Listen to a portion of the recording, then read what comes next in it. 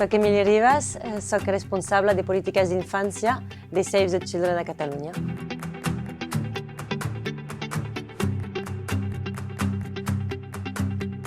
La violència contra la infància no és un problema residual que afecta a pocs nens i nenes, sinó que és un problema molt ample que afecta a milions de nens i nenes arreu del món i a milers d'infants a Catalunya. Però sempre a Catalunya ha sigut tractada com una problemàtica poc documentada, poc denunciada i que no ha sigut així posada damunt la taula com una problemàtica social greu, no? Quan parlem de violència contra la infància, parlem de tot tipus d'abús físic o mental, no? Que genera un perjudici sobre la infància. Parlem de violència de gènere, parlem també de pràctiques nocives com mutilació genital femenina o matrimoni infantil, parlem també de negligència, que és tot tipus de violència que pot ser perpetrada per acció o per omissió. O sigui, quan no atenem de manera directa les necessitats dels infants i que això genera un perjudici al seu desenvolupament i al seu benestar, això també és una situació de violència. Aquesta violència pot ocórrer o a dins de casa, o a l'escola, o a les xarxes socials, o també a les activitats d'oci, pot ocórrer a tot arreu. I també pot ser perpetrada o per adults o per infants. Per tant, estem parlant d'una problemàtica que és molt ampla, que ocorre a tot arreu i que té el nen com a víctima. Quan parlem de violència contra la infància, parlem d'una vulneració greu del dret de l'infant a ser protegit contra qualsevol forma de violència i del dret dels infants també a ser escoltats i a ser informats. Perquè a Catalunya, per exemple, no tenim els canals de notificació adaptats als infants i això vulnera el seu dret a ser informat i a ser escoltat. Quan parlem de violència contra la infància, parlem d'un fenomen que és molt ampli i que afecta molts infants. Per exemple, recents estudis a Catalunya han demostrat que una de cada 5 persones adultes ha patit violència sexual a la infància i que un de cada 4 nen o nena pateix maltractament per part dels seus pares o mares o cuidadors principals. Des de Save the Children també hem fet investigacions sobre la violència digital i aquestes investigacions alerten de dades molt greus. Per exemple, que el 84% dels infants ha viscut algun tipus de violència a les xarxes i que el 42% ha sigut víctima de ciberassetjament. També quan els preguntem als infants si han estat en contacte amb un adult que ha volgut involucrar-lo en una activitat sexual a través de les xarxes, doncs un de cada 5 ens diu que sí. Un de cada 5 nens ha estat en contacte amb un adult a través de la xarxa social i aquest adult l'ha volgut involucrar en una activitat sexual.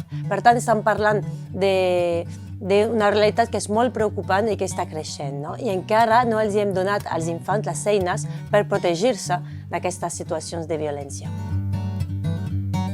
Una de les violències que més ocorre a tot arreu, a Catalunya també, és la violència a dins de l'àmbit familiar. Per què? Perquè aquesta violència ocorre a l'esfera privada quan no hi ha agents protectors que puguin veure el que passa. I això passa perquè hem relegat aquí la protecció del nen a la família. Però la família no sempre és un agent protector, pot ser, de fet, un agent de risc. I això ve perquè estem immersos en un sistema que considera l'infant com a objecte de protecció, un objecte de protecció de la seva família, i encara no hem posat mesures contundents, mesures holístiques per protegir l'infant quan està a la seva família. Hauríem de poder contenir aquesta violència, hauríem de disposar de mesures holístiques que puguin protegir l'infant, sigui on sigui, però això no ho tenim.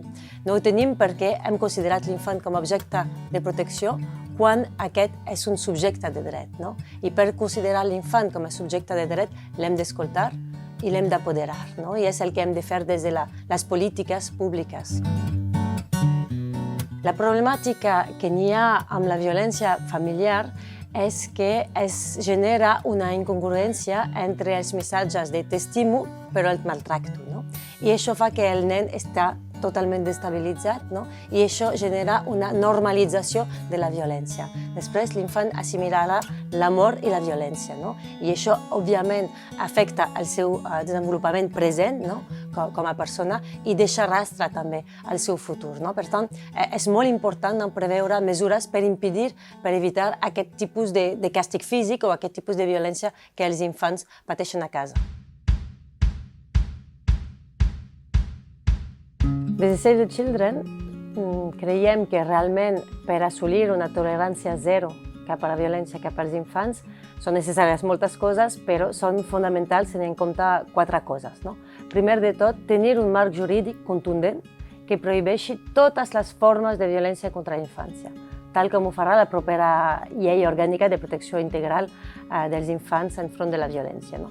És important tenir aquesta llei, tenir aquest marc jurídic que entengui la violència com un fenomen molt ampli, no? I a partir d'ahí, Catalunya haurà d'alterar aquesta llei en una estratègia pròpia, no? I és important que l'estratègia catalana tingui recursos, primer de tot, no? I tingui aquest enfocament d'abarcar totes les formes de violència, perquè està demostrat que les diferents formes de violència s'alimenten, no? Es retroalimenten entre elles. Un nen o una nena que ha sigut víctima de violència de gènere pot ser víctima d'abús sexual i tindrà una autoestima molt baixa i podrà ser també víctima d'assetjament escolar o de ciberassetjament, no? En general, es troba molt aquesta copenetració de les diferents violències.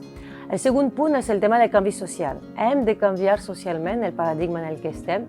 Hem de considerar la violència contra la infància com una xacra social que hem de lluitar tots i totes, no? I per això és necessari implementar campanyes mediàtiques públiques, no? Que promouen aquesta tolerància zero. I ahí ens hem de preguntar, com a societat, no? Per què legitimem la violència contra l'infant quan aquesta mateixa violència, quan ocorre en altres esferes, no, és totalment condenada, no? Perquè una bofetada d'un cap a un treballador dona lloc a una demanda, perquè una bofetada d'un home contra una dona és violència de gènere, però quan un pare o una mare li dona un cop, colpeja el seu fill, no, ahir no diem res, no? Ahir pensem que és fins i tot una pauta educativa. Ahir tenim un problema com a societat, no? I fins i tot el Codi Civil de Catalunya encara hi arrastra d'aquest pensament, no? De que l'infant és propietat dels seus pares i que poden fer el que volen amb ells, no? De fet, el síndic de Greuges sempre posa damunt de la taula aquest problema que n'hi ha encara de justificar el càstig físic cap als infants, no? Per tant, aquí hem de fer aquest canvi social que es pot fer a través d'aquestes macrocampanyes, no? Públiques. El tercer punt que crec que és molt important és el tema de prevenció que hem dit abans, no? És molt important actuar abans de que passi. I per això necessitem educació, necessitem que els nens i les nenes coneguin les formes de violència i necessitem que els professionals que estan en contacte amb els infants siguin formats per prevenir, per detectar, per actuar, no? I per acompanyar els nens i les nenes víctimes.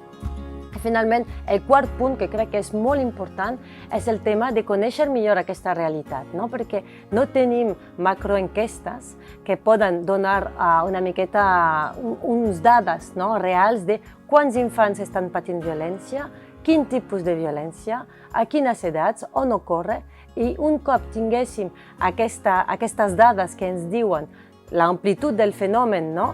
I els tipus de violència, a partir d'ahir podrem elaborar propostes basades en l'evidència, mesures realment protectores, no? Per als infants. Per tant, és molt important començar a tenir aquestes dades, no? I jo crec que el marc del pla de les escoles lliures de violència és un bon marc per fer aquest tipus d'enquestes a tots els nens i nenes de totes les escoles.